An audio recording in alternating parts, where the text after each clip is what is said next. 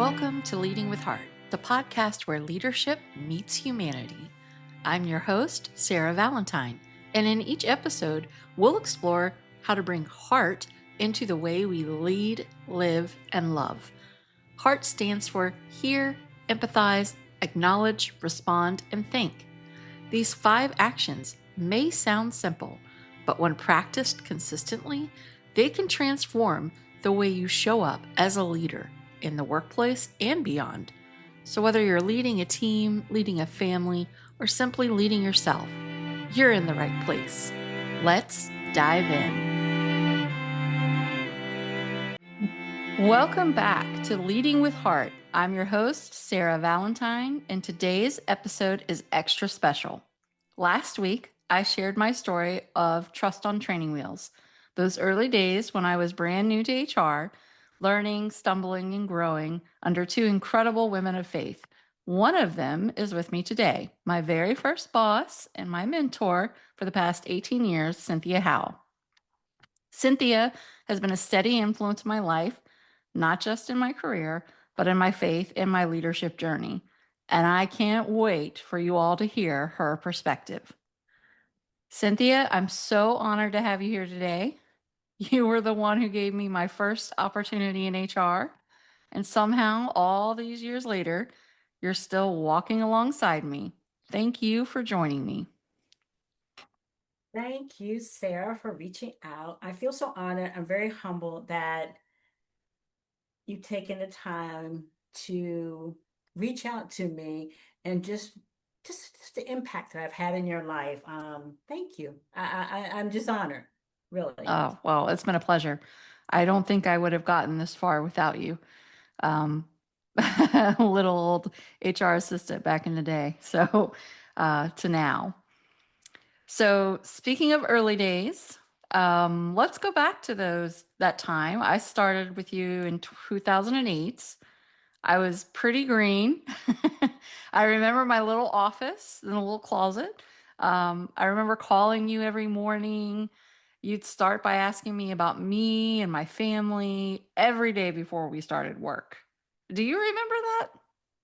I do remember those mornings because it was during a time you got in real early, and I was not a morning person. So you got in early, and so I wanted to check on you, make sure everything was okay. Because while we were located in the city, you were coming sometimes from another location where you were living. So you were kind of doing that. I guess you would call that commute before that word really became kind of traveling from somewhere else. So I would call and check on you because I know you were leaving little people at home, and I wanted to Yeah, make sure the little people were doing well, and I wanted to make sure you were doing well, and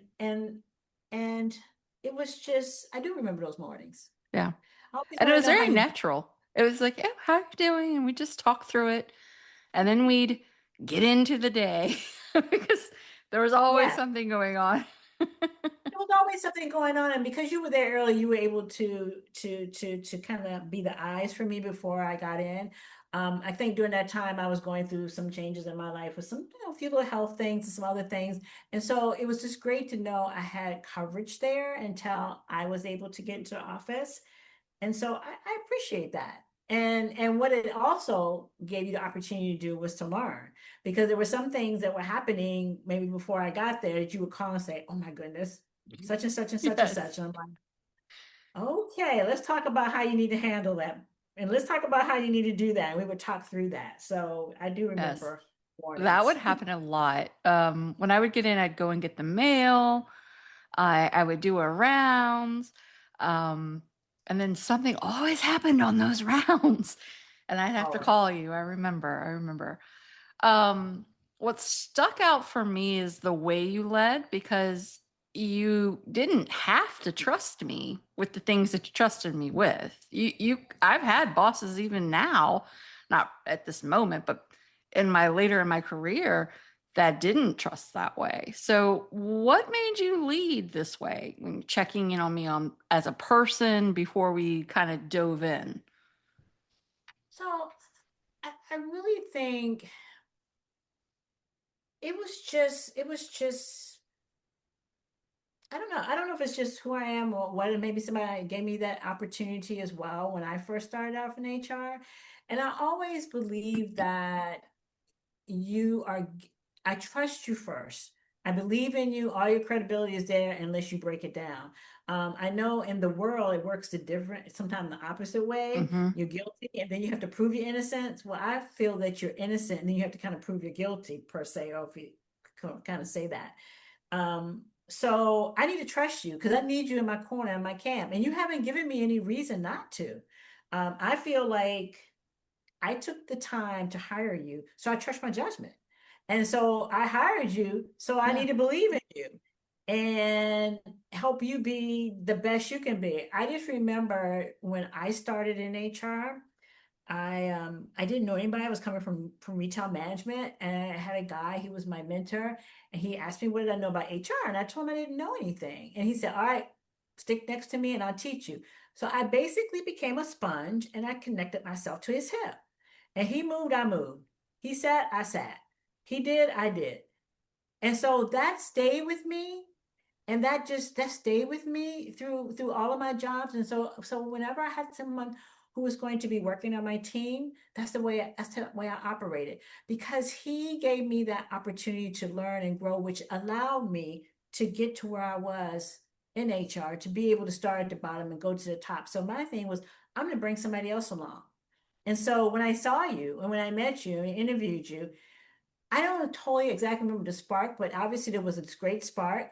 It was your enthusiasm. You were Mm-hmm. excited. And I said, well, that's what I need. Somebody who Yeah. wants to learn, who wants to do, who wants to be.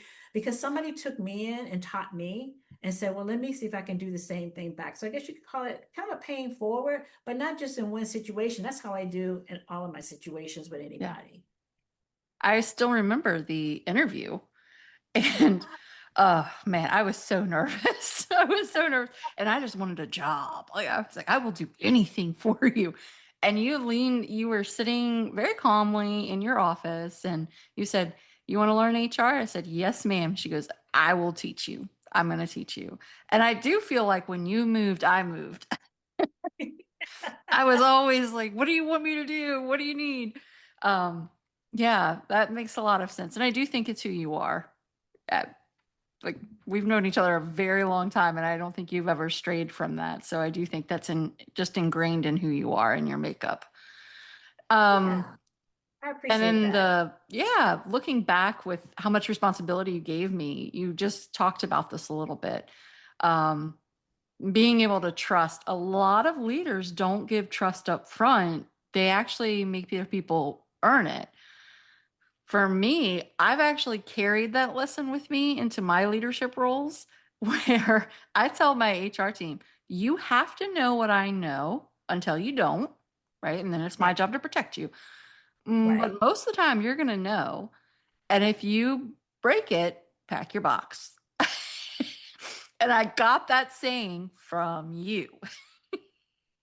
Yeah, I did used to say that. That one I remember vividly because I felt that I trust you from day one, and I will tell you and teach you and mentor and coach you with everything I know. I will push you out front, and I will stay in the background so that my folks, my team can shine. And if you break that trust, that confidentiality, or you do something, I'm very big on integrity. You'll know, and I don't have to do anything. And like you just said, I just say, pack your box, quietly move on. We don't have to make a scene. You Yeah, can just kind of roll on toward the door, wishing you the best, shake hands, and we can part. right. And that is really how I feel about it. And I even carry that today with anybody Yep. who, may be on my team or works for me. And anybody listening who's been on my team, they know this story because I would say, Cynthia used to let me touch everything.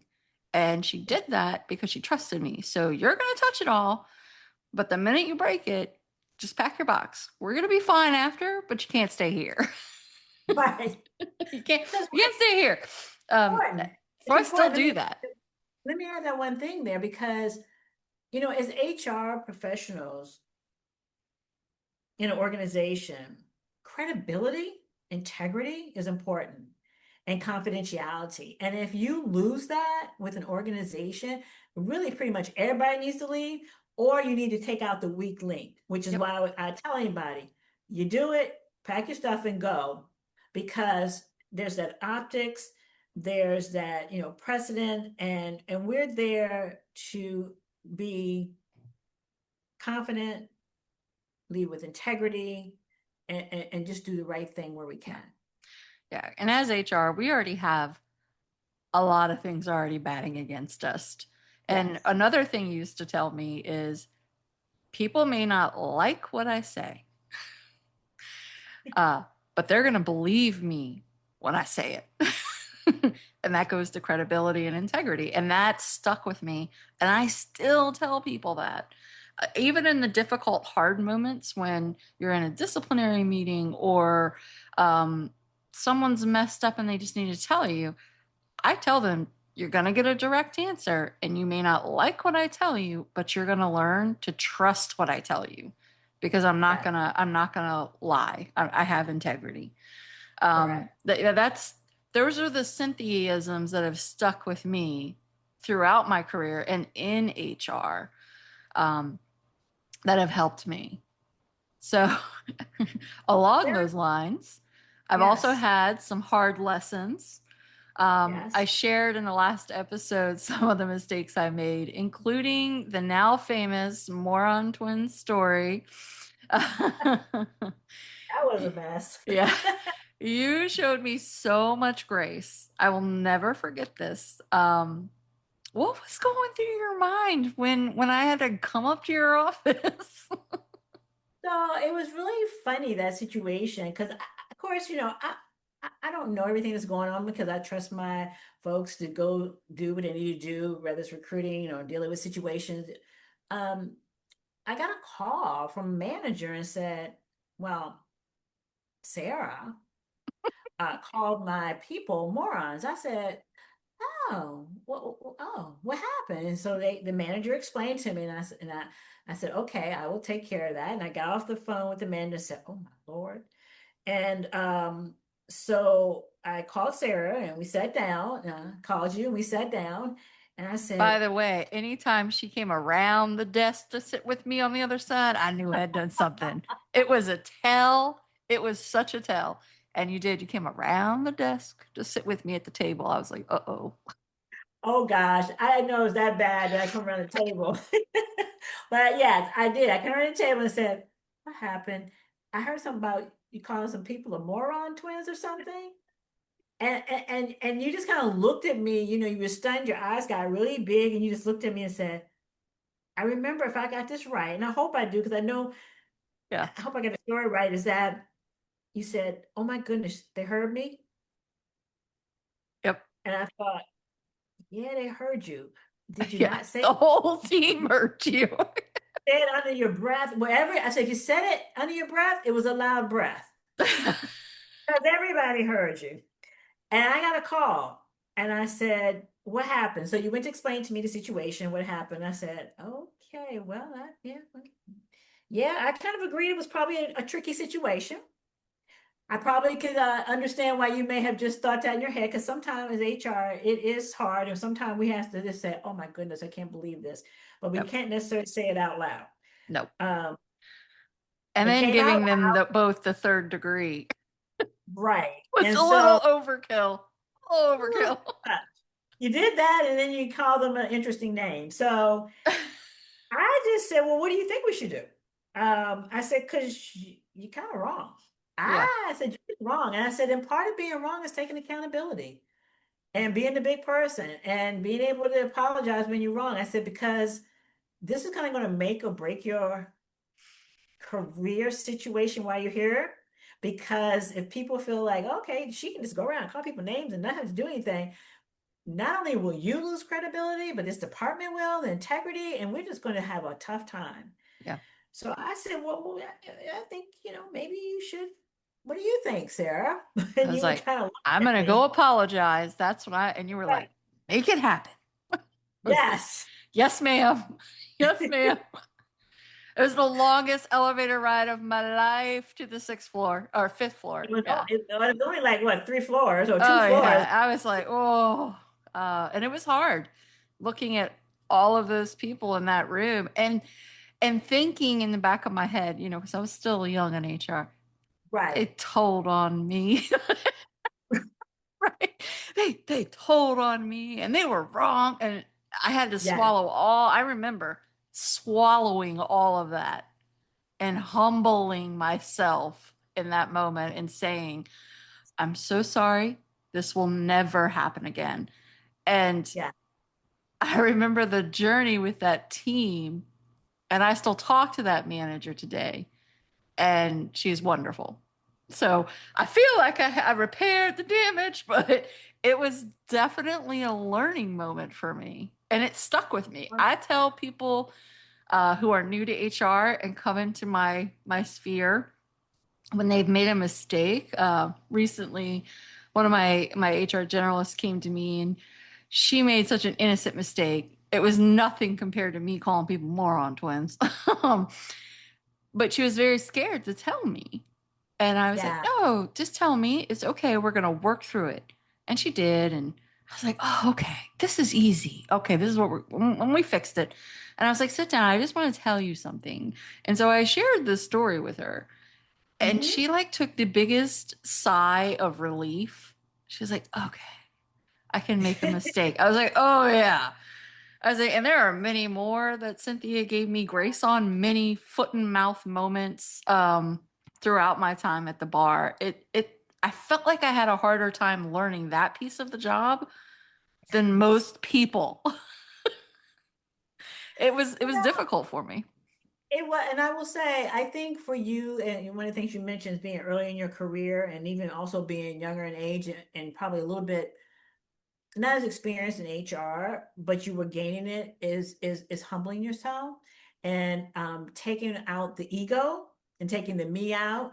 And I think that was one. And it was like you said, there were a couple other ones that Yeah. I'm not going to even mention the other one. It really makes me laugh. I don't know if I Oh, should, is this the but tulip story? Oh, we oh should tell the yes. tulip story. So, So I'm gonna tell it really quickly. So it was Staff Appreciation Day. We had gotten everything all pretty, the whole HR team in the room for breakfast. It was yeah, beautiful. We had all these tulips on the table and vases and everything. And so we're going to take them all the way, once the breakfast was over, we're going to take them all the way back up to the HR department, having our department, because we were going to appreciate our own selves because we were doing the appreciating, but we have to appreciate our own self. right. And so I remember telling Sara, you need to tell people don't take the centerpieces because we're taking them and doing something else with them. And I just remember her kind of looking at me and just saying, "Oh no, they're not going to take them." And I said, "Well, yeah, they will." But then she got a little bit of a body language, like, they're not going to do it. I got this." I was like, "Oh." And I got real quiet. I looked at another person in the team. I said, "She just dismissed me. I'm going, I'm going to sit down." So I sat down. And Yeah. she was in that room and she was going, she was in the back doing everything, making sure the cater or whatever. Okay, everybody left the room. I think we have probably about 10 tables, 12 tables in there. There were only two centerpieces left. I said, "Sara, I didn't know they were going to take them. I didn't really think they would do it. I didn't do anything but listen." I said, "Well, okay." That's all I said. And it was so funny. It wasn't funny that day, but it was so funny because Sara was so like, "I can't believe they did this. I can't believe they did this." And I was like, "I can't believe they did this." And I knew they were going to do this. And I have been working around folks for a little bit longer, and I know how people are. We just smiled. We just went on, took our two little centerpieces we had left back on upstairs. I let her have one. I think I kept one, or we gave one to the other department, I mean, the other HR person. And I said, "Okay." But I think what it makes me most about Sara is that her whole body language changed, her whole facial, her whole internal self was like, "I can't believe this happened." Still can't believe they took those things off the table. And And I here we know what are. I know. I know. I just couldn't believe they did Okay. it. More importantly, I couldn't believe that I dismissed someone that I respected so much. Well, that was real And I'm fun to so glad laugh. we can laugh about it now. And I've also I told this laughed that day story. too. I will say I laughed that day too because I turned my head like to another person, or even turned like talk to no one and said, "She just dismissed me." Oh my goodness, Yeah, I'm gonna sit down because sometimes we have to learn by experience, and this wasn't gonna be a costly experience. It was gonna probably be an embarrassing experience. So I decided I'm just gonna sit down. yeah.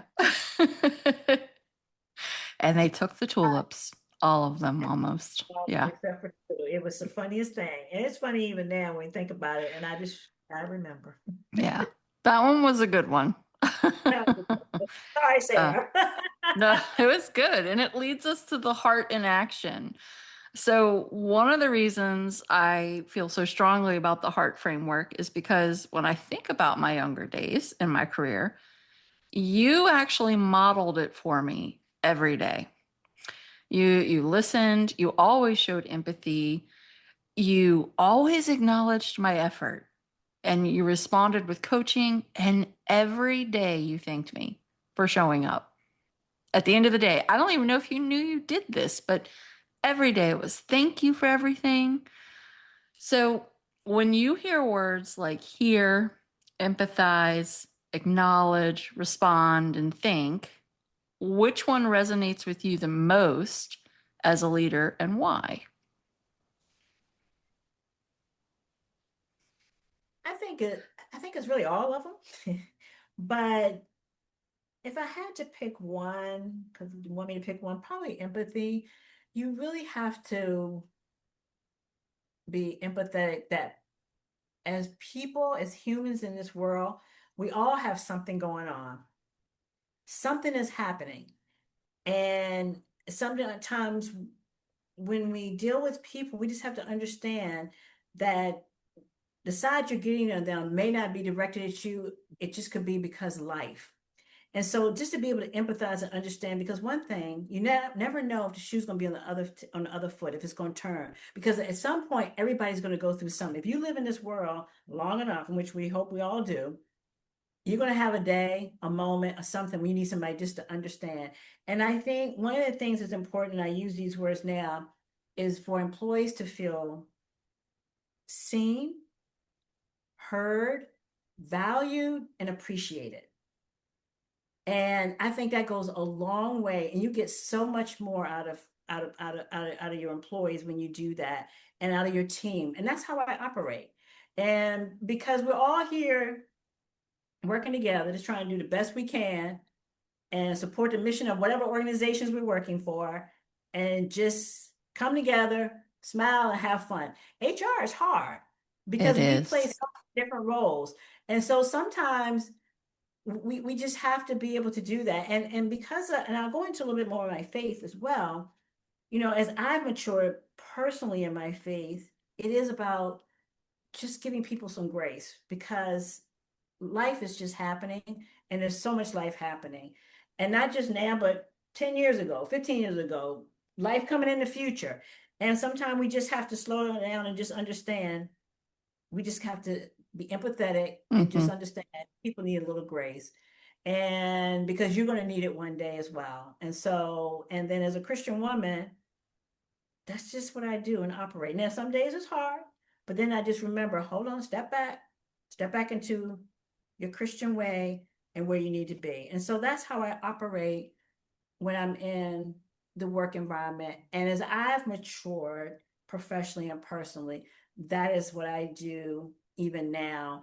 And when I go back to what I just said a minute ago about being seen, about being heard, about being valued, and about being appreciated for what people bring to the table, I think is so important. Yeah.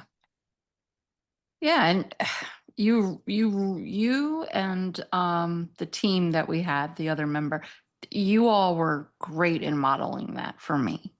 Um, I was young in my faith at the time. Like I was only 5 years into my faith with Christ. And so seeing and having you both there to mentor that no one's going to convince me that God didn't give me that job.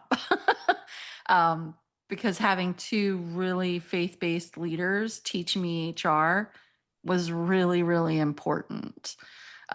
Which goes into our faith and leadership. You've always been really open about your faith, and we didn't separate it from home and work. And I actually remember praying a few times before really critical meetings when we were feeling it, because in HR, we hold the hands of the employee through everything they go through, good, Right. bad, ugly. Sure. Weddings, births, yay, those are all happy times, right? Most of the time. Um, but we also see divorces, death, like, Yeah. and we experienced that on, Yes. you know, together. So Yeah. how has your faith influenced you the way you led then and now? Does it still remain that part of you where you kind of you're never afraid to vocalize it? So I would say if I go back to then, I won't say I wanted to vocalize it. I acted in it, but now I'm probably more, I act in it and I also vocalize it probably louder in a way. And I'm Mm-hmm. okay to say, I need to step back and pray about this, think about this. My faith says, or I need to think about this from a different perspective. And that's for me growing in my faith. And so I think, each stage, even in my life, professionally and personally, I've grown in that aspect. And that's why I'm going to go back to those words when I say be, seen, be heard, be valued and appreciated, because it is just understanding people and just it's accepting people for who they are and just working with it and working through whatever you need to do. But from a faith perspective, it is about just grace and just knowing that it's a tough world out here, and we just got to figure out how to make it through it and make it through it together, especially in HR. Because, like you said, Sarah, we play Yeah, a lot of different roles. We see a lot of different stuff. People come we to do. us, lowest and their highest, and sometimes we just have to help them figure out how to get through it. It has nothing to do with work. Mm-hmm. Yeah, it's about people. It's about And the people. yeah, had I not had you as my first boss giving me permission to have the faith at work, I don't know if I would have been brave enough in my later roles to cling to it and cling to it transparently in front of people. Um, in almost every meeting I have with someone, it comes up. And I've had a few of employees actually come back to me and thank me for being open about faith. And I try very hard not to put someone in a position that they feel awkward about it. I don't Right. push. I just let them know I answer to a higher power. Yes. Because a lot of times people think HR is just for the company, but we're Right. not. We're for Right. the employee and the company. But Correct. ultimately, I am empowered by, Christ and God to do the right thing by Correct. Him. And I think the more I vocalize that, the more trust I've built throughout the years with people because they've Yeah. learned that I'm not going to just do what people tell me to do because they say it's the right thing. I'm going to do the right thing that I know Christ tells me is the right thing. No, And you're I've had right. to say no to a couple CEOs. It's never easy, but I No. have, and I stick to that. Um, Yeah. I think let me just add right in there when you say that, no, it's another thing I also say is being respectful and courteous. yeah, And so you can still say the no and say, let me give you the why and look at it, but being respectful and courteous, whether you're talking to the CEO or somebody who's in the mailroom. yeah, And it's just being respectful and courteous. Say, let me explain to you why, blah, blah, blah, or whatever. And that's how I operate, with anybody. They're just people with a different title. yeah. Because a lot of times when you talk about CEOs, sometimes CEOs need HR because they need to Oh have yeah, someone to talk to. 100%. I Confidential. think I had a crisis of faith probably when I was in the union environment. And a union environment makes it very difficult for HR people to maintain um, respect and Wow. decorum. Oh, It was wow. very difficult because it was very combative. And it Mm. got to a point where the union rep would personalize it. And Oh, it wasn't wow. business anymore. It was like it felt like a personal attack. And I was grateful for the time under the union to learn Yeah. all of that Yeah. because it's very, very different. It's a very different world. Um, but even though I was good at it, I don't think I would ever want to put myself back in that world Yeah. because it takes pieces of you away and Okay. makes you become somebody you don't want to be in HR.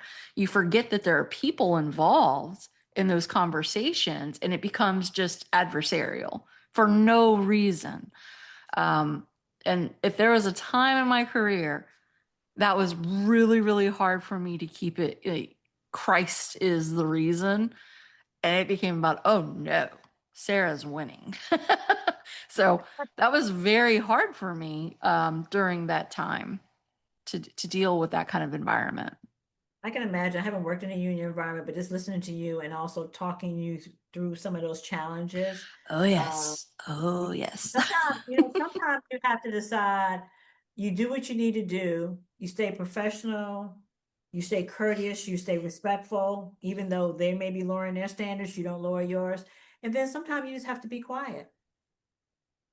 Yes, that's always been a challenge for Sarah. I have that fair, unfair. It's very hard for me to be quiet when I think something is not being uh, done correctly or right. Well, Yeah. let me correct what I said when I let me add a little bit to that. Not be quiet if something's wrong, but knowing that you've given your Hmm. explanation about why, and then knowing, say, I've given it, and then saying Yeah. no more. No, you are absolutely You right. made your point, and then I you have to still say, struggle be with quiet. that, is what I'm saying. Yeah, but I have learned to sit in the silence because sometimes it is the best communicator. It Absolutely. sure is. Yeah. Silence can be. You made your point, and then you be silent. Nothing else to say because you're gonna repeat the same Right. thing. Yep. So, It's also important to, and I've also struggled with this throughout my career. I think I'm better at it today, of course, hopefully. When you get feedback about yourself, that's yeah, critical feedback, um, and how you made someone feel. It doesn't matter what defense or what excuse you have. As a leader, the hardest thing for me has been to sit in it and accept that no matter my intent, this is what I did to that person to make them feel this way. yeah, And I always try to sit in it, and I usually carry it with me for days.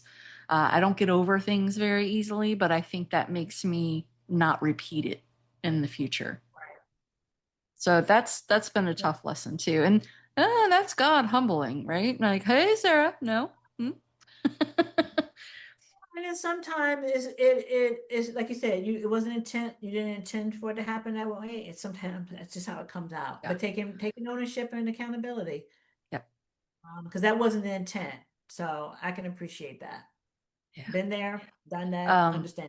my former CEO, Pamela Landworth, used to say all the time, we judge others by their behaviors and ourselves by our intentions. And that is Yeah. very real. Yeah. That is very real. And that always stuck with me. Um, Yes. so, mentorship and legacy. You've been mentoring me, and I had to count this out the other day for 18 years. Doesn't feel Mhm. that long. What do you think makes the mentoring relationship last that long? And what advice would you give leaders who want to pour into the next generation? Um, I think pouring to the next generation, you got to know that you're not going to be there forever, meaning whoever you are. And somebody took you under their wing, so take someone else under your wing and teach them, because you want to put forth all this knowledge, all this information, and give it to people so they can learn, take it, and move forward with it. I think what made our relationship specifically in a mentoring is that I'll have to say that I think there was a mutual respect. I think you respected me for some of the knowledge I brought to the table. I also respect you for the knowledge you brought to the table because I don't know anything. And I got to learn things from you as well. And I think that gave for a give and take of good conversation, mentorship to talk about different experiences that we've had. We've been able to share and talk about that. And I think that has been what has been very valuable, I think, even to both of us, because it's been a give and take on both sides of learning Hmm. and talking it through. And I just think that has been, I think that's been very productive and being able to do that. And so that's what I would say that I appreciate about it. Yeah. It has been very fulfilling to know if I get stuck, I can call you. And it doesn't matter if we haven't talked in 6 months.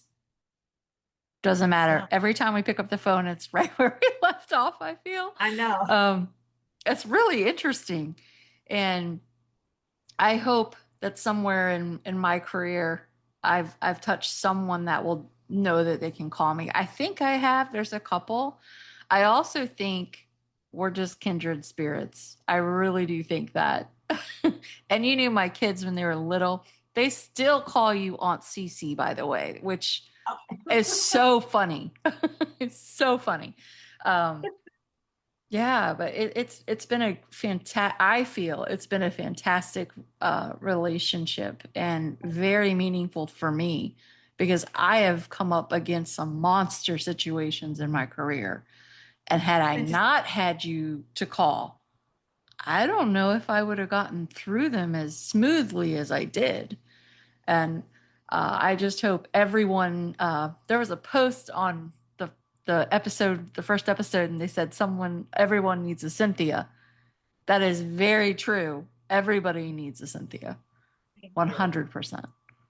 But it's been, I think it's been great. It's just been great. And I think the kindred spirits is there. I think that speaks to it, and just the mutual respect and just being able to laugh, cry, smile, Hmm. and to me it was always about when you walked into my office, you know, you were still very, I'll say, green or young in your Oh profession. You said, "Well, yes. I will be a VP by the time I'm 40." I was like, "Oh, okay. Well, what are we gonna do to make you get there?" Oh, And by the that's what I way, did. for the people not here in the podcast, Sarah really struggled with office politics. I Just had a a little bit. hard time wrapping my head A around lot. there to the point that anytime I had a hard time, Cynthia would be like, VP. At, at some point, I was like, forget it. I don't want to be a VP by 40. But God had other plans. He had other plans. And I had forgotten about that goal until I got the VP of Busch Gardens, Williamsburg, um, when I was 39. So I wouldn't have been able to get there without you for sure. There. I was Um, like, let's get you there. And I'm very proud of what you've done in your career and the different experiences you have. But yeah, yeah, I you've said, also let's taught me get there. another big lesson that you taught, and we didn't really go into this, is diversity and inclusion. And as a white female who came from rural Virginia, who had never been exposed to anything in her life, um, having you as my mentor to help me understand, that has Yes, been a big impact for me because I've been in rooms where people didn't understand and didn't right, care to understand. And it allowed right. me the opportunity to educate them on Yes, why diversity matters, why inclusion matters, why people need the seat at the table and every voice has value. I don't think I would be where I am today without your leadership and guidance on that particular topic. Because I yeah, had some moments that I did it can, not understand the impact of words and yeah, actions, and I paid for it. But I'm glad I went through them as a young HR person because it yeah. prepared me for the rooms that I would be in later. Yeah, it's a tough space. That's a big word, and I mean it's a big word now. It was a big word then, but it was like let's look at it. So I appreciate that, but I will say also you being it also gave me an opportunity as a Black female to learn from you too. Some of the things. So it was exchange of information that I've been talking about in this whole conversation and the mentorship. It was just exchange of information and respect for each other, of understanding, and kind of knowing kind of how to even navigate HR, because you have some people who only want to talk to this person, only want to talk to that Mm-hmm. person, only want to do this because they don't feel that, and being able to know when, how, where to get the best results. Mm-hmm. And so that's how we were able to navigate that and work very well together to be Mm-hmm. able to do that. Yeah. And especially when we work together. And then as you moved into, different roles and being in different environments, from union to not union to different environments to non-exempt, you had non-exempt employee, population based mostly, you had exempt, but being able to navigate all the different experiences, backgrounds, everything, and what Mm-hmm. people were bringing to the table. Yep. Because that really goes back to being seen, heard, valued, and appreciated. For Yes. the experiences that people are bringing to the table from whatever their ethnic background, work experiences, home. I hate to say home life, but home life, professional Mm-hmm. life, everything comes into to play. It does. It does. And I think, there's a lot of social and economical things right now that we in the world we live in that make it really difficult to have these types of conversations. I Mhm. think back to the conversations we had. Obama was getting elected into office, right? And it was a huge deal. And Right, I remember you talking and sharing with me about what an amazing thing that was for the African American community. And I didn't know until you right, all told me. right, Um, and that's just had profound impact on me. And to understand when you walk into a room, respect the audience that's in there because you don't know what they've been through, where they've been in their life, what they've witnessed. right. That stuck with me throughout my career because, and it makes me in my position now, particularly in Florida with the DNI laws here, it makes me a little sad that people can't have those open, transparent conversations like we did. Because had I Right, not had you educate me, I think I don't think I would have been successful because you're gonna flounder, you're gonna mess up, and mhm, unfortunately, we live in a world that's not as forgiving with that grace, right? right, That I was extended. If you say one thing, you're kind of, cancel culture. right. Yep. So I think about that a lot. I'm like, wow, they really did spend a lot of time talking to me about things that were Mhm. important. So I really appreciate that. Well, So I Cynthia, appreciate the conversation. I appreciate the dialogue. absolutely. And we didn't always agree. We still don't always agree. No, we didn't. That is Mm-mm. very true. We don't. But it's the respect and courtesy of being able to have the conversation and look at it and figure out, Mm-hmm. okay, we take a bit of your thoughts, a little bit of my thoughts, we put a big thought together. Yep. Yeah. And I always loved that. We would be working on a project. And now there were times you'd be like, Sara, not today. You gotta stop with the push. And I was like, yes, ma'am. Because at the end of the day, we gotta get work done. But I always appreciated that environment. And I don't know if I've been successful. I hope my teams would tell me I am this way. But I do try to make that environment so people can challenge me. And I try to Yeah, surround the people around me who are different than I am. So I yeah, know I'm an extrovert. So I really thrive when I have introverts work for me. And mhm, I thrive when people counter and push on me to check yes, me and to make sure I'm doing the right thing. And mhm, I got that from you because you allowed me to do that yes. working with I you. always tell me, I could have missed it. I'm not perfect. You Yeah. know. And so that Yeah. was humbling and growing for me too. But I feel like once again, it's back to the respect. and a courtesy, and to be able to work together and navigate. And then when we walk out the door, we have an answer, we have a response, and here's what we're coming forth with. Yeah. But once we go out the door, we're all on the same team. We're all on the I same remember team. That's that. right. I remember Yes, that. Yeah. the same That was team. big. That's right. Yep. Yeah. So I appreciate that. Of Thank you. course. Well, Cynthia, thank you so much for being here today, for being the kind of leader who changed the entire trajectory of my career. Your example showed me what trust, grace, and leadership with heart really look like. So we appreciate you coming on and sharing with other people. There are leaders out there that care and that give grace and trust immediately. Is there Yes. anything else you would like to say to all of the listeners? No, I just appreciate you even reaching out to me to do this. So thank you. This is something new for me. So this is once again, I said I learned from you. This is a learning experience for me to do this. So thank Yeah. you. And I will end on this one thing, and I think it make us smile. Thank you, Miss VP, because I'm very proud that you are in that space. Oh, thank you. Thank you so much. And for those listening, for the next episode, we're going to be diving into the first letter of heart, which is here, and talking about why listening is the first step to being a transformational leader.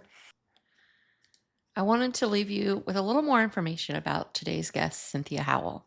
She's a purpose driven HR leader whose work is grounded in faith, integrity, and a deep heart for serving others. With roots in retail management, she learned early on the power of empathy and compassionate leadership, qualities that have guided her into senior HR roles and helped her shape inclusive, people centered workplaces. Her leadership reminds us that it's not about titles, it's about faith in action and using your gifts to lift others up. You can connect with Cynthia on LinkedIn at Cynthia A. Howell. Thank you so much for listening. I'm deeply grateful. My hope is that you leave inspired to lead with compassion, strength, and heart in your work, family, and faith. If today's episode encouraged you, share it with someone who could use a little heart in their day. And be sure to follow or subscribe wherever you listen. Until next time, lead with heart, and the rest will follow.